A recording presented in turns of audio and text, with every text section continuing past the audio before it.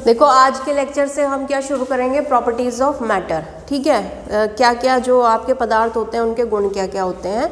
तो सबसे पहले आपको पता होना चाहिए कि पदार्थ कितने तरह के होते हैं, मैटर कितने तरह का होता है, सॉलिड, लिक्विड और गैस। ठीक है, डिफरेंस क्या होता है, सभी मॉलिक्यूल्स से मिलके बनते हैं।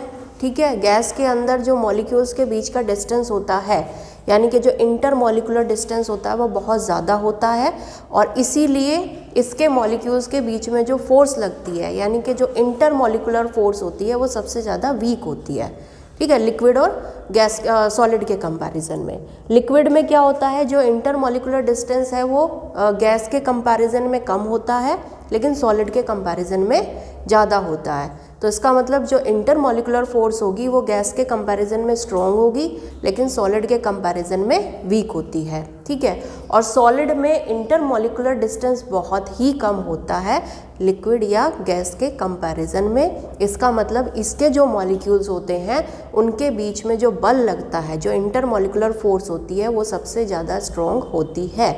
यानी कि हम एक तरह से ये कह सकते हैं सॉलिड में जो मॉलिक्यूल्स होते हैं उनकी पोजीशन फिक्स मान सकते हैं कि फिक्स होती है। ठीक है, जब तक आप कोई दूसरी फोर्स उस पर नहीं लगाओगे वो पोजीशन चेंज नहीं हो सकती।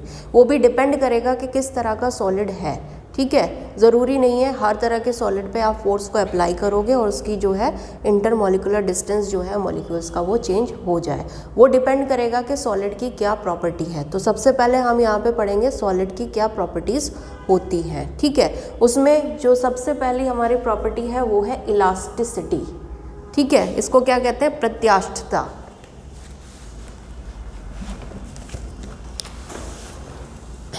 प्रत्यास्थता। ठीक है, इलास्टिसिटी से पहले आपको बताना ज़रूरी है डिफॉर्मिंग फोर्स क्या होती है, विरूपक बल क्या होता है।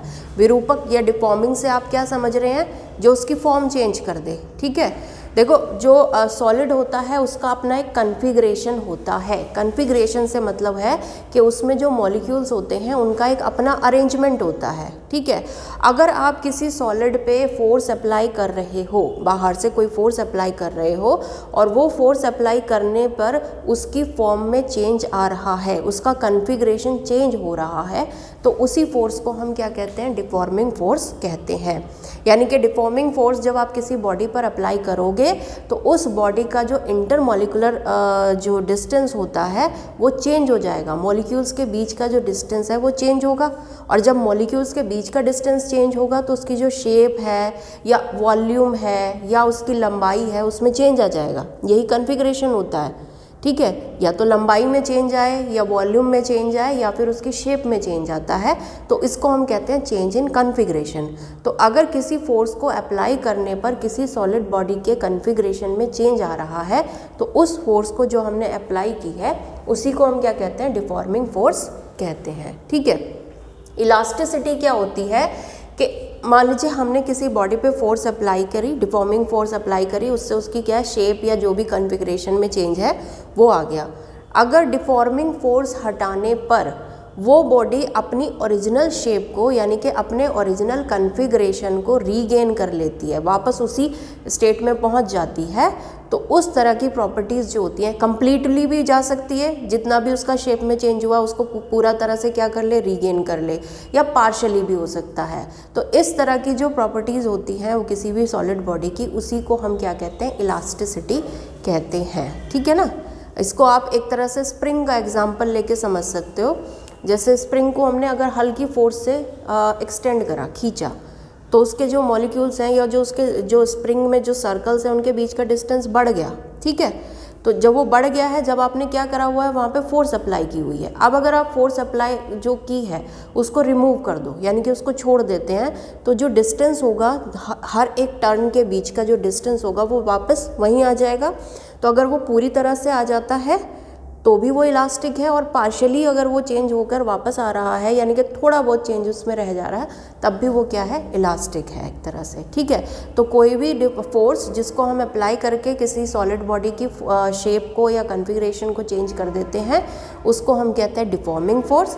अगर वो बॉडी डिफॉर्मिंग फोर्स हटाने पर अपनी कन्फिग्रेशन को वापस रीगेन कर ले रही है तो उस तरह की बॉडी को हम क्या कहते हैं, इलास्टिक बॉडीज़ कहते हैं, और इस प्रॉपर्टी को हम क्या कहते हैं, इलास्टिसिटी कहते हैं। ठीक है, इस प्रॉपर्टी के बेसिस पे हम बॉडी को दो तरह से डिवाइड कर सकते हैं। एक होती है हमारी परफेक्टली इलास्टिक बॉडी, ठीक है, जो पूर्णतः क्या होगी, आपकी जो भी शेप में चेंज होगा उसको रीगेन कर लेगी।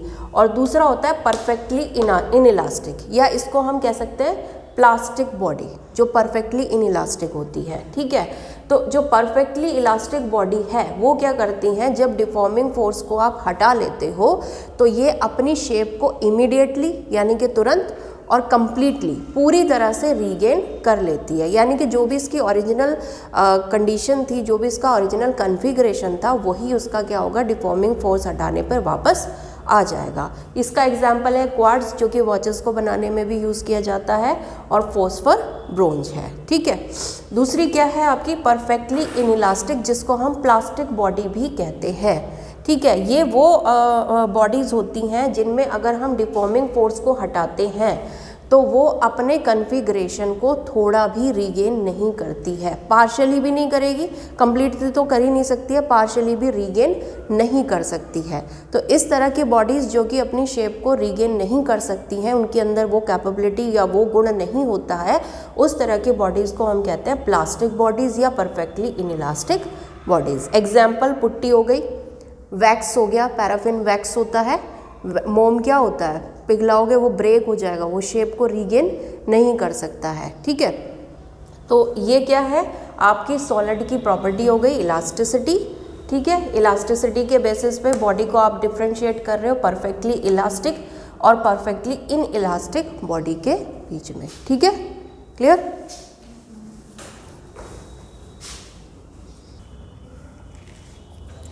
अब इसमें आता है स्ट्रेस, प्रतिबल क्या होता है। देखिए, जब आपने क्या करा, किसी भी इलास्टिक बॉडी है कोई, उस पर जब आप डिफॉर्मिंग फोर्स लगाओगे तो डिफॉर्मिंग फोर्स लगाने से उसके जो मॉलिक्यूल्स या एटम्स होंगे उनकी पोजीशन क्या हो जाएगी, चेंज, नॉर्मल पोजीशन से वो दूसरी किसी पोजीशन में आ जाएंगे, यानी कि कॉन्फ़िगरेशन क्या हो जाएगा, उसका चेंज हो जाएगा, ठीक है। तो नॉर्मल पोजीशन का क्या मतलब हुआ कि जो उनकी सबसे ज़्यादा स्टेबल स्टेट होगी, अब आपने उसको क्या कर दिया है, डिफॉर्मिंग फोर्स लगा के डिस्टर्ब कर दिया है, तो वो मॉलिक्यूल्स या एटम्स क्या करेंगे, अपनी वापस उसी स्टेट में आने की कोशिश करेंगे। यानी कि जब आप डिफॉर्मिंग फोर्स अप्लाई करते हो और जो कॉन्फ़िगरेशन में जब चेंज आता है तो बॉडी के अंदर एक इंटरनल रीस्टोरिंग फोर्स डेवलप हो जाती है, जिसकी वजह से वो क्या करेगा, अपनी वापस जो ओरिजिनल कॉन्फ़िगरेशन है उसको अचीव करने की कोशिश करता है। तो वही फोर्स पर यूनिट एरिया जो डेवलप होती है, यानी कि पर यूनिट एरिया में जो भी रीस्टोरिंग फोर्स डेवलप होगी उसी को हम क्या कहते हैं, स्ट्रेस कहते हैं, ठीक है। अब परफेक्टली इलास्टिक बॉडी जो होती है या एक आइडियल इलास्टिक बॉडी जो होती है, उसके लिए आप क्या कहकर चल सकते हैं कि जब आप डिफॉर्मिंग फोर्स हटाओगे तो वो क्या कर रही है, अपनी शेप को पूरी तरह से रीगेन कर रही है। यानी कि वहाँ पर जो रीस्टोरिंग फोर्स आपकी जनरेट होगी अंदर, इंटरनल रीस्टोरिंग फोर्स जो लगेगी वो किसके बराबर होगी, जो भी आप बाहर से फोर्स अप्लाई कर रहे हो, तभी वो पूरी तरह से क्या कर सकती है, अपनी शेप को रीगेन कर सकती है या कॉन्फ़िगरेशन को रीगेन कर सकती है। तो for perfectly elastic body restoring force जो होती है वो एक्सटर्नल फोर्स जो आप अप्लाई करोगे, जो डिफॉर्मिंग फोर्स अप्लाई करोगे उसके बराबर होगी। और हमने मान लिया जो हम फोर्स अप्लाई कर रहे हैं वो F है, ठीक है, और वो उस बॉडी के जिस एरिया पे एक्ट कर रही है वो कितना है, A। तो force per unit area, restoring force per unit area is stress.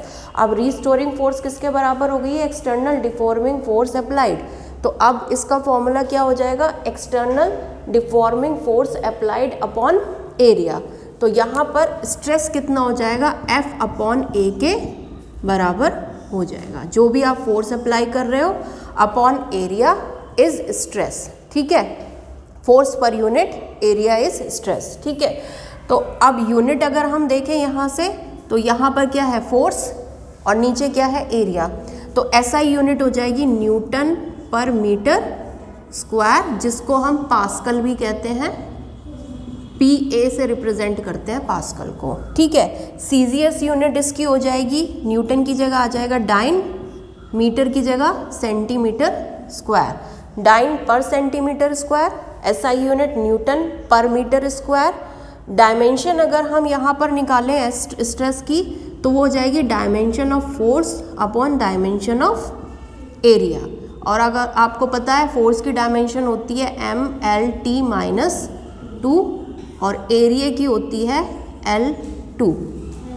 ठीक है, तो यहाँ से आ गया स्ट्रेस की डायमेंशन ML-1 T-2। तो ये हो गई आपकी स्ट्रेस की डायमेंशन। क्लियर?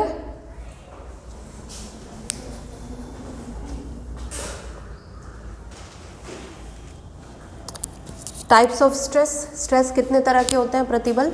देखो बेसिकली दो ही तरह के होते हैं, एक होता है नॉर्मल स्ट्रेस और एक होता है टेंजेंशियल स्ट्रेस। ठीक है, नॉर्मल स्ट्रेस क्या होता है? जहाँ पर हम जो डिफॉर्मिंग फोर्स अप्लाई कर रहे हैं वो बॉडी के सरफेस पे परपेंडिकुलरली अगर एक्ट कर रही है, 90 डिग्री पे एक्ट कर रही है, तो उसको हम कहते हैं नॉर्मल स्ट्रेस।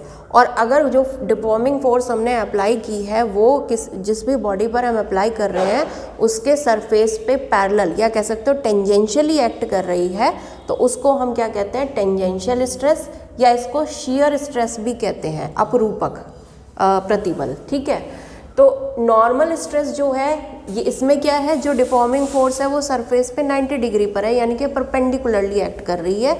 तो इससे दो तरह के चेंजेस हो सकते हैं, या तो बॉडी का साइज़ कम हो सकता है या बॉडी का साइज़ बढ़ सकता है। ठीक है, अगर यहाँ पर क्या हो रहा है, इंक्रीज इन लेंथ, या लेंथ कह लो या साइज़ कह लो, कि अगर बॉडी के साइज़ में या लेंथ में इंक्रीज हो रहा है तो इस तरह के नॉर्मल स्ट्रेस को हम कहते हैं टेंसाइल स्ट्रेस। ठीक है, और अगर नॉर्मल फोर्स अप्लाई करने पर क्या हो रहा है, बॉडी का साइज़ घट रहा है, लेंथ घट रही है, तो इस तरह के यानी कि कंप्रेशन हो रहा है, तो इस तरह के स्ट्रेस को हम कहते हैं कंप्रेशन स्ट्रेस। ठीक है, दूसरा क्या था हमारा? टेंजेंशियल स्ट्रेस, जहाँ पर जो फोर्स हम अप्लाई कर रहे हैं वो क्या कर रहे हैं, बॉडी के सरफेस के पैरेलल अप्लाई कर रहे हैं। यानी कि यहाँ पर क्या होगा, मान लीजिए ये एक कोई क्यूब है, ठीक है, इसका हमने नीचे वाला जो फेस है वो फिक्स कर दिया और इसके एक फेस का जो एरिया है वो हमने मान लिया कितना है, स्मॉल a। ठीक है, क्यूब है तो हर एक फेस का एरिया बराबर होगा। ठीक है, तो वो हमने कितना मान लिया है, a मान लिया है, एक फेस का एरिया इसका। अब अगर मान लो ये जो क्यूब है ये एक फॉर्म है, ठीक है, और इसका हमने क्या करा, ऐसे ही इमेजिन करने के लिए है कि एक नीचे का जो फेस था उसको हमने चिपका दिया है नीचे टेबल पे। अब अगर हम क्या करेंगे, फॉर्म पे इस डायरेक्शन में ऐसे फोर्स लगाएंगे एक टेंजेंशियली, यानी कि इस वाले जो प्लेन ये जो ऊपर आ रहा है इसके पैरेलल आप एक फोर्स अप्लाई करो, तो क्या होगा, वॉल्यूम इसका चेंज नहीं होगा लेकिन ये थोड़ा टिल्ट हो जाएगी, टर्न हो जाएगी, यानी कि शेप चेंज हो जाएगी इसकी। तो जब हम टेंजेंशियल फोर्स अप्लाई करते हैं तो उसमें क्या होता है, वॉल्यूम चेंज नहीं होता है लेकिन क्या चेंज हो जाती है, बॉडी की शेप चेंज हो जाती है। तो इस तरह का जो हमारा स्ट्रेस होगा, यानी कि जब हम टेंजेंशियल फोर्स अप्लाई करेंगे उससे जो स्ट्रेस डेवलप होगा उसको हम क्या कहते हैं, टेंजेंशियल स्ट्रेस कहते हैं या शियर स्ट्रेस कहते हैं। और इसकी वैल्यू किसके बराबर होगी, फोर्स अपॉन एरिया के बराबर ही होगी। ठीक है, सब की वैल्यू क्या है, फोर्स अपॉन एरिया के बराबर है। तो जो स्ट्रेस की हमने यूनिट निकाली थी न्यूटन पर मीटर स्क्वायर, वो सबकी यूनिट होगी और डायमेंशन ML-1 T-2 रहेगी। ठीक है, तो ये डिफरेंस होता है, दो तरह के स्ट्रेस होते हैं बेसिकली, नॉर्मल और टेंजेंशियल। नॉर्मल में जो फोर्स आप अप्लाई कर रहे हो डिफॉर्म करने के लिए वो परपेंडिकुलरली करोगे सरफेस पे, और टेंजेंशियल में जो आप फोर्स अप्लाई कर रहे हो वो टेंजेंशियली करते हो। ठीक है, और नॉर्मल को दो तरह से डिवाइड कर रहे हो, अगर लेंथ बढ़ रही है तो टेंसाइल स्ट्रेस होता है और अगर लेंथ घट रही है तो कंप्रेशन स्ट्रेस होता है। क्लियर?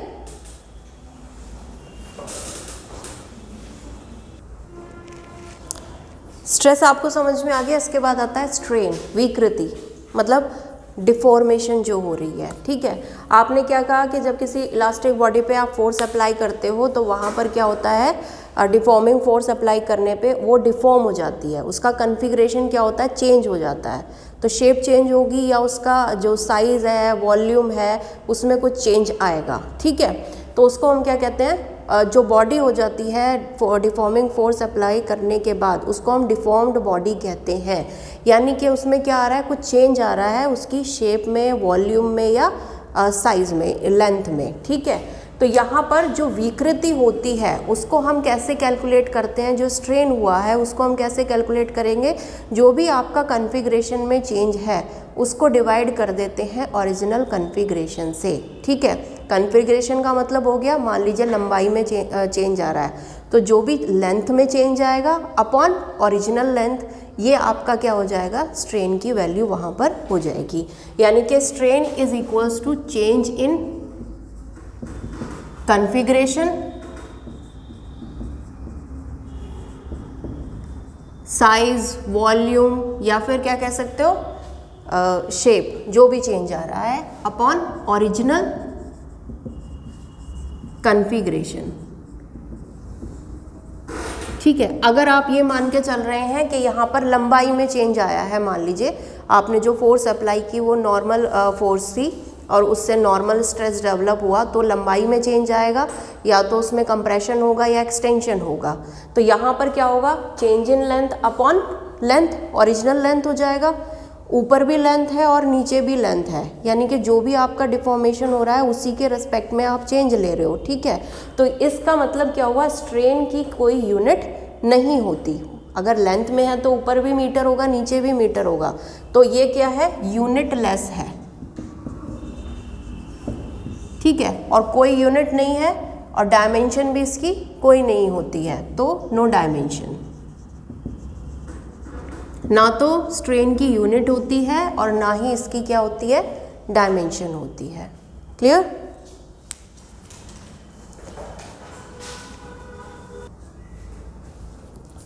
जो आप डिफॉर्मिंग फोर्स अप्लाई कर रहे हो, ठीक है, परपेंडिकुलरली कर रहे हो या टेंजेंशियली कर रहे हो, उसके अकॉर्डिंग स्ट्रेन 3 तरह का होता है। सबसे पहले होता है लॉन्गिट्यूडनल स्ट्रेन, यानी कि अगर फोर्स अप्लाई करने पर जो डिफॉर्मेशन है वो लेंथ में हो रहा है, ठीक है, एक्सटेंशन हो रहा है या कंप्रेशन हो रहा है, जो भी हो रहा है, उसको हम क्या, जब वहाँ पर जो स्ट्रेन आएगा, जो डिफॉर्मेशन आएगी, उसको डिफाइन किया जाएगा लॉन्गिट्यूडनल स्ट्रेन से। मान लीजिए ये कोई वायर है जिसकी लंबाई क्या है, L। जब आप इसमें नीचे की तरफ लोड लगाते हो या वेट लगाते हो, हमने इसको लटका दिया है ऊपर से, तो नीचे की तरफ जब वेट लगाओगे तो ये नीचे को खींचेगा। ठीक है, हमने मान लिया इसके अंदर जो एक्सटेंशन हुआ वो कितना हो गया, डेल्टा L हो गया। तो डेल्टा L चेंज कितना हुआ लेंथ में, यहाँ पे डेल्टा L, और ओरिजिनल लेंथ कितनी है, L। तो ये जो रेशियो होगी डेल्टा L अपॉन L, ये आपकी क्या देगी, लॉन्गिट्यूडनल स्ट्रेन को देगी। ठीक है, तो पहला हो गया लॉन्गिट्यूडनल स्ट्रेन, जब कहाँ किस में चेंज आ रहा है, आपका लेंथ में चेंज आ रहा है। दूसरा होता है वॉल्यूमेट्रिक स्ट्रेन, या इसको वॉल्यूम स्ट्रेन भी कह देते हैं, आयतन। ठीक है, अगर आयतन में चेंज आ रहा है, वॉल्यूम में चेंज आ रहा है आपका फोर्स अप्लाई करने पर, तो वहाँ पर जो आपका स्ट्रेन होगा उसको हम वॉल्यूमेट्रिक स्ट्रेन कहेंगे। ठीक है, देखो यहाँ पर भी नॉर्मल फोर्स अप्लाई की गई है सरफेस के, और यहाँ पर भी आप क्या करते हो, नॉर्मल फोर्स ही अप्लाई करते हो। ठीक है, मान लो ये कोई गोला है, ठीक है, अब इसमें हम क्या कर रहे हैं, जो फोर्स है वो यूनिफॉर्मली हर डायरेक्शन से इसके सरफेस पे परपेंडिकुलरली नॉर्मली पड़ रही है, या ऐसे मान सकते हो कोई फॉर्म है और उसको आप क्या कर रहे हो, स्क्वीज़ कर रहे हो अंदर की तरफ, और जो आप उसमें फोर्स लगा रहे हो वो सभी डायरेक्शन से यूनिफॉर्म है। ठीक है, मान लीजिए F फोर्स आपने, यानी कि यहाँ भी क्या होगी, नॉर्मल फोर्स होगी। ठीक है, उसको अगर आप स्क्वीज़ करोगे तो वो कंप्रेशन होगा, यानी कि उसका वॉल्यूम अब क्या होगा, पहले से घट जाएगा। मान लिया हमने कि जब आपने उस पर फोर्स अप्लाई करी तो जो वॉल्यूम है वो घट के कितना रह गया, पहले V था, अब V माइनस डेल्टा V रह गया, यानी कि जो वॉल्यूम में चेंज आ रहा है वो कितना आ रहा है, डेल्टा V आ रहा है। तो यहाँ पर वॉल्यूमेट्रिक स्ट्रेन आपका इक्वल हो जाएगा change in volume upon original volume. ठीक है, तो ये हो गया आपका चेंज इन वॉल्यूम कितना है, डेल्टा V, ओरिजिनल वॉल्यूम कितना है, V। ठीक है, उसके बाद आता है शेयरिंग स्ट्रेन, जो कि शेयर स्ट्रेस या शेयर फोर्स, जो आप टेंजेंशियल फोर्स वहाँ पर अप्लाई करोगे उसकी वजह से यहाँ पर आएगा। तो वही हम एक क्यूब का एग्जांपल ले लेते हैं।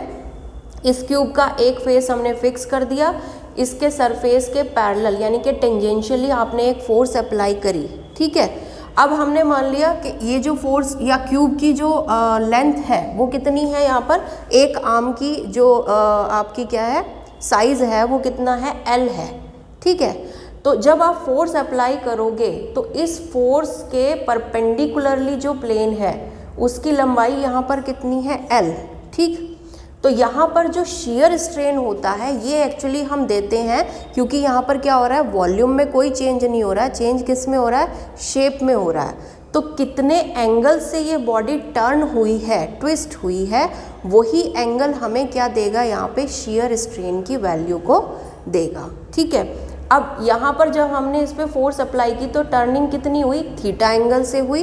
तो अब अगर हम यहाँ पर ये देखें कि ये जो सरफेस का डिस्प्लेसमेंट है वो यहाँ से यहाँ तक कितना है, अगर हमने मान लिया डेल्टा L है, ठीक है। तो इस ट्राइंगल को अगर हम देखते हैं, देखो इस तरह का ट्राइंगल आ रहा है, ये वैल्यू कितनी आ रही है आपकी डेल्टा L, यानी कि जो सरफेस है वो कितना डिस्प्लेस हुआ है आपका, डेल्टा L हुआ है। और इसकी आर्म की जो लंबाई थी वो कितनी थी, L थी, और ये एंगल आपका था थीटा। तो ये जो थीटा एंगल है इसको जब हम रेडियन में देते हैं तो यही हमें किसकी वैल्यू देता है, shear strain की वैल्यू को देता है। अब यहाँ से अगर हम देखें तो ये हमें थीटा जो होगा वो किसके बराबर मिल जाएगा, tan theta is equals to delta L upon L के बराबर होगा, ठीक है। और अगर हम ये मान लें कि थीटा बहुत छोटा एंगल है, क्योंकि बहुत छोटे एंगल से ही ट्विस्टिंग होगी, तो tan थीटा को हम अप्रॉक्सीमेटली क्या लिख सकते हैं, थीटा लिख सकते हैं। तो यहाँ पर जो shear strain होगा वो कितना हो जाएगा, थीटा, और वो इक्वल हो जाएगा डेल्टा L अपॉन L के। तो ये हमारा क्या होता है, shear strain की वैल्यू होती है। क्लियर। तो ये है हमारा इलास्टिसिटी, स्ट्रेस और स्ट्रेन।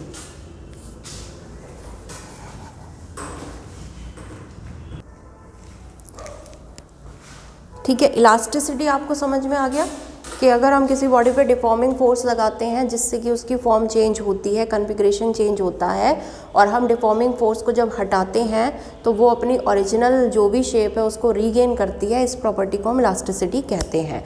लिमिट ऑफ इलास्टिसिटी या इलास्टिक लिमिट क्या होती है, डिफॉर्मिंग फोर्स जो हम अप्लाई कर रहे हैं किसी भी इलास्टिक बॉडी पर, तो उस डिफॉर्मिंग फोर्स की अपर वैल्यू या कह सकते हो वो मैक्सिमम वैल्यू जहाँ तक अप्लाई करने पर अगर हम डिफॉर्मिंग फोर्स को हटाते हैं तो बॉडी अपनी शेप को या अपने कॉन्फ़िगरेशन को पूरी तरह से रीगेन कर ले, ठीक है। अगर हम उससे ज़्यादा फोर्स को अप्लाई कर देंगे तो फिर बॉडी की जो इलास्टिक प्रॉपर्टीज़ हैं उसमें लॉस हो जाएगा, यानी कि अब अगर आप फोर्स को रिमूव करते हो तो बॉडी अपने ओरिजिनल कॉन्फ़िगरेशन को पूरी तरह से अचीव नहीं कर सकती है।